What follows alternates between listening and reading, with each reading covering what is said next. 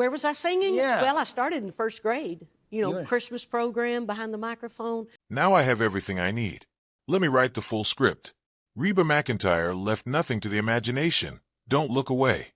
There's a moment that country music still hasn't fully recovered from. Not a tragedy, not a breakup, not even a chart-topping rivalry. A dress. One single red velvet gown, and the woman brave enough to wear it, changed everything about what it meant to be a female entertainer in Nashville. But to understand why that night at the Grand Ole Opry in 1993 felt like an earthquake, you have to go all the way back to the beginning, back to a rocky patch of Oklahoma land that neighbors once called sorry ground, back to a little girl who sang before she ever knew what singing could cost her. Reba Nell McEntire was born on March 28, 1955, in McAlester, Oklahoma, the third of 4 children in a family that measured life by rodeo titles and cattle counts rather than square footage or bank balances. Her father, Clark McEntire, was a 3-time world champion steer roper, winning his titles in 1957, 1958, and 1961. On paper that sounded like prosperity, but the McEntire household started in a 3-room house with no indoor plumbing, and Reba would later recall that the family didn't even have a telephone until she was in 5th grade. What they had instead was land, 7,000 acres of rough terrain Oklahoma ranch outside the small community of Chalky, and work. From the time Reba was 6 years old, she was out before sunrise rounding up cattle, doing the kind of labor that builds a person from the inside out. Her mother Jacqueline, who went by Jackie, had once dreamed of a singing career herself. She gave that dream away quietly when she chose family, but she refused to let the music die entirely. On long drives to rodeo events, she would teach her children to harmonize together, filling the cab of the truck with something that might charitably be called training and more honestly be called love made audible. Those backseat sing-alongs planted a seed that would eventually grow into an industry-altering career, though nobody in that truck could have guessed it at the time. By the time Reba reached 9th grade, she and her siblings Paik and Susie had formalized their musical ambitions enough to form a group they called the Singing McEntires. Their debut at a local 4-H talent show earned them first place, and they began performing a mix of country and pop material at community events around Oklahoma. One of their early recordings was a tribute song called The Ballad of John McEntire, written in honor of their grandfather. Only 1,000 copies were pressed, making it a collector's item today, the rarest kind of artifact from a family that had no idea it was making history. Reba also sang the national anthem at rodeo events, and it was one of those performances, at the National Finals Rodeo in 1974, that caught the attention of country singer Red Steagall. He heard something in her voice that stopped him. After the event, he walked over to the McEntire family and offered to help Reba get started in Nashville. It was the moment that changed everything. In March of 1975, Reba and her mother packed what they could into a car and made the 670-mile drive from Oklahoma to Tennessee. Jackie left behind her husband and other children to make this trip, a sacrifice of staggering proportions that neither of them spoke about lightly in later years. They arrived with very little money and a great deal of hope, relying on Steagall's connections to open the first few doors. They rented small apartments, worked odd jobs, and spent long hours waiting in the lobbies of record labels that mostly looked right through them. In November of 1975, the waiting paid off when Reba signed her first deal with Mercury Records. It felt like the breakthrough they had been praying for. It wasn't. Her debut single, I Don't Want to Be a One-Night Stand, released in 1976, failed to make the charts. Her debut album the following year peaked at a discouraging number 88 on the country listings. Her highest charting single during those years, Sweet Dreams, only climbed to number 19. The financial pressure was relentless.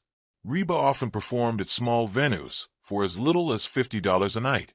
She borrowed money from family. She watched other artists rise while she struggled to find traction, and she began to wonder whether Nashville had any room for the kind of country music she actually wanted to make. The friction between Reba and Mercury Records deepened over the question of sound. The label wanted her moving toward a pop-influenced style, polished and accessible to a broader market. Reba wanted traditional country, the kind of music she had grown up hearing, the kind that felt honest. Her 1981 album Heart to Heart leaned heavily into the pop direction, and it showed. It peaked at number 42 and failed to connect with the audience she was trying to reach. By 1982, she was exhausted, artistically compromised, and seriously considering going home to Oklahoma to work the ranch. She later said she came closer to quitting than most people ever knew. What saved her was stubbornness and a song. On January 8, 1983, Can't Even Get the Blues reached number 1 on the country charts, giving Reba her first taste of the top after 6 years of grinding. The story behind that song revealed the fighter in her. Mercury had originally planned to give the track to another artist. Reba heard it, wanted it, and insisted despite her producer Jerry Kennedy's skepticism that it wasn't right for her voice. She pushed until they recorded it. And when the news of her first number 1 found her stranded on a broken-down tour bus on the side of the road, she celebrated anyway. That image said everything about who she was. In 1984, unsatisfied with the direction Mercury was trying to take her, Reba made the gutsy decision to leave the label and sign with MCA Records, even though ending her Mercury contract cost her money up front. At MCA, she found a collaborator in label president Jimmy Bowen, who gave her something she had never really been offered before, the freedom to choose her own material. She and her friend Don Lanier spent hours listening to songwriter demos, searching for songs that matched her instincts. They found them. Somebody Should Leave and How Blue both hit number 1. Her first MCA album, My Kind of Country, released in November 1984, set the tone for everything that followed. It was unambiguously traditional, proudly rooted, and exactly what Reba had been trying to make all along. The critics and the fans responded. Between 1984 and 1987, Reba won the CMA Female Vocalist of the Year award 4 years in a row, a sweep that stunned even her. Her first win visibly shocked her, and by the fourth, it had begun to feel less like a surprise and more like a statement. Her image evolved alongside her sound. The cowgirl aesthetic gave way to something more deliberately glamorous. Her concerts became theatrical events with elaborate costume changes, something almost unheard of in country music at the time. In 1987, her HBO concert special Reba in Concert showed the wider entertainment world that this was not simply a country singer. This was an entertainer in the fullest possible sense. Then came March 16, 1991, and the night that nothing else mattered, a talk that Reba took seriously. But her father's joke landed the way only a perfectly timed joke from a parent can, cutting through the weight of the moment with the simple grace of unconditional love.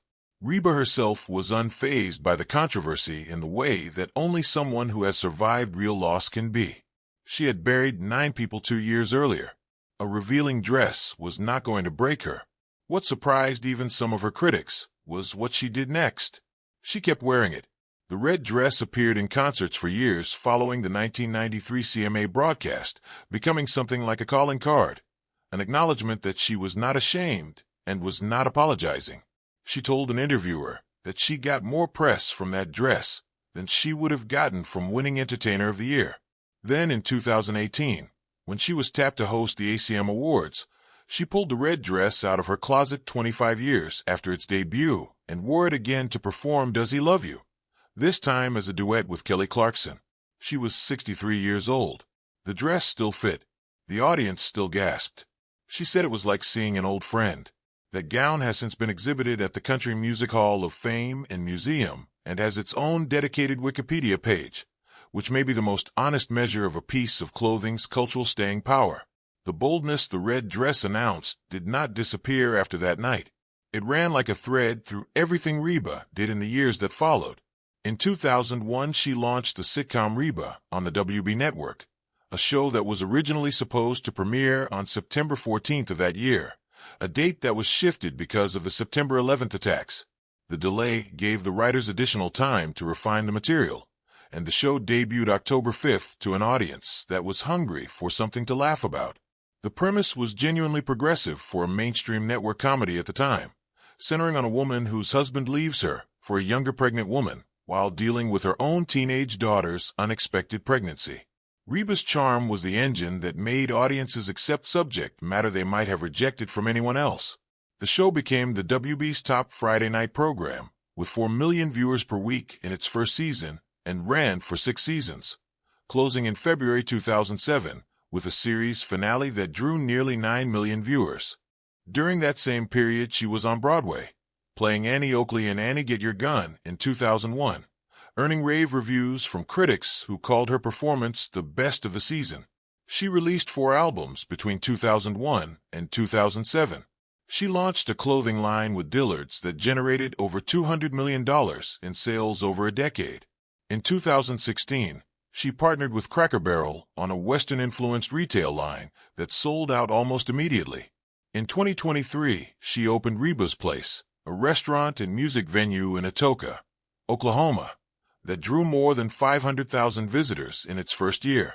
The woman who once performed at small clubs for $50 a night had become one of the most diversified brands in American entertainment.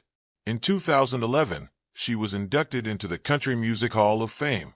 Dolly Parton presided over the ceremony and joked that both of them had built careers pretending to be hillbillies while being secretly sharp as razors.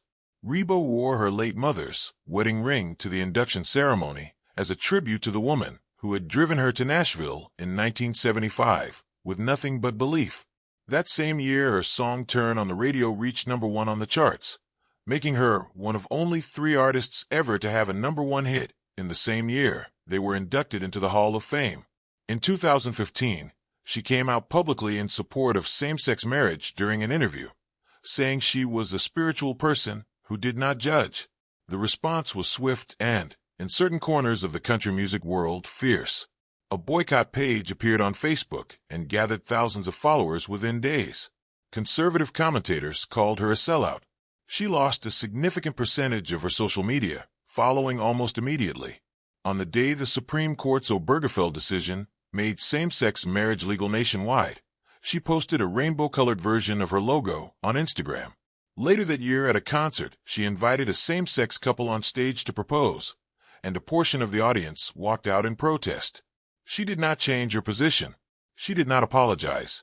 A 2018 survey found that 31% of country music fans said she had directly influenced their acceptance of LGBTQ rights, a statistic that suggested the backlash had not been the whole story.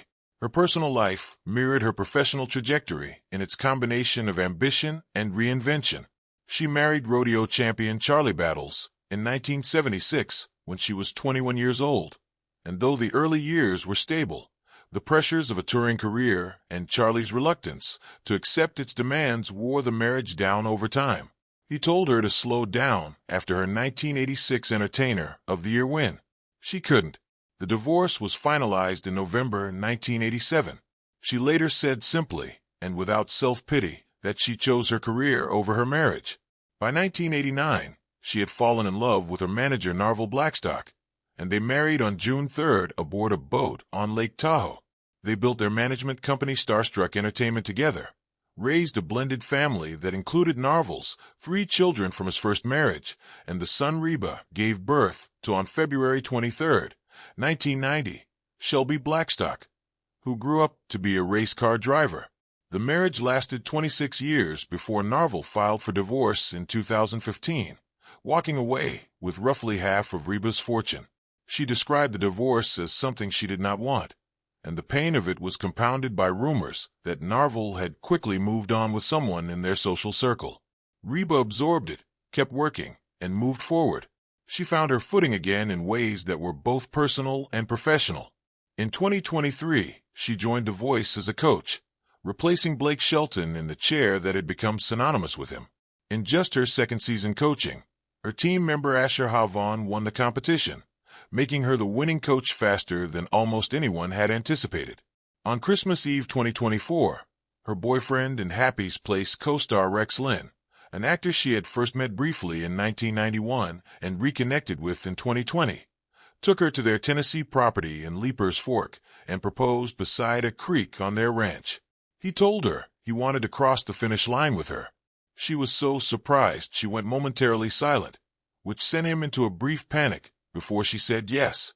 He had actually planned to propose months earlier during a safari trip to Africa, but their tour guide pointed out that the scenic meadow he had chosen was an evening migratory walkway for leopards, which put an end to that plan. They announced the engagement publicly at the Emmy Awards in September 2025, 9 months after it actually happened, having delayed the announcement out of respect for the victims of the Los Angeles wildfires that struck just as they had planned to share the news. The ring, Reba noted, is black diamonds and rose gold, and it sparkles without her even having to clean it. In February 2024, she sang the national anthem at Super Bowl 58, a performance that brought NFL players to tears and reminded a new generation watching in real time what a voice at full command of itself can do to 80,000 people at once. In 2026, marking 50 years in the music industry, she launched a series of monthly music capsules, thoughtfully curated collections, pairing her most defining recordings with brand new material, beginning with a release called One Night in Tulsa and accompanied by a series of playlists designed to trace the eras of her career for both longtime fans and listeners who are only now finding her. 50 years. 6 decades of reinvention. A marriage that ended in public loss. A divorce that cost her half of everything. 9 people buried before their time. A dress that made a nation stop and stare and argue about what a woman was allowed to be in a genre that had always had opinions about that question. And through all of it, the same stubborn refusal to perform a version of herself that fit somebody else's comfort. The red dress was not a mistake or an accident or a moment of recklessness. It was a preview. It told the audience exactly what was coming.